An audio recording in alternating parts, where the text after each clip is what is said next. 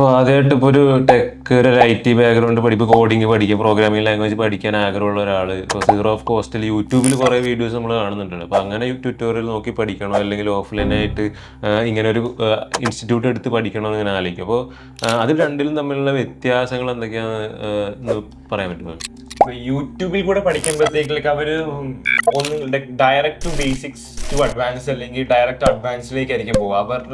അവരുടെ ഇത് mind set എന്ന് പറയുമ്പോഴത്തേക്ക് നമുക്കൊരു പുതിയ അവർക്ക് വ്യൂസ് കിട്ടുക അല്ലെങ്കിൽ ആ ഒരു ഇതിലായിരിക്കും അവർ പോവുക. പക്ഷെ ഇങ്ങനെ ഡയറക്റ്റ് മെന്റർഷിപ്പ് ആകുമ്പോഴത്തേക്ക് നമുക്ക് ബേസിക്സ് തൊട്ട് അതിന്റെ നടുക്കുള്ള മീഡിയവും അതിന്റെ അവസാനമുള്ള അഡ്വാൻസും എല്ലാം കൃത്യ ഒരു ഫ്ലോയിൽ പോകുന്നുണ്ട്. നമുക്ക് ഗ്രാസ്പ് ചെയ്യാൻ എളുപ്പമാണ്, അതനുസരിച്ച് നമ്മുടെ കോഡിൽ എക്സിക്യൂട്ട് ചെയ്യാൻ എളുപ്പമാണ്. ദിശാൻ പറയുന്നത് ഇപ്പോൾ നമ്മളൊരു പഠിക്കാൻ ആഗ്രഹമുള്ള ആൾ എന്തായാലും ചൂസ് ചെയ്യേണ്ടത് ഓഫ്ലൈൻ പഠിക്കണം.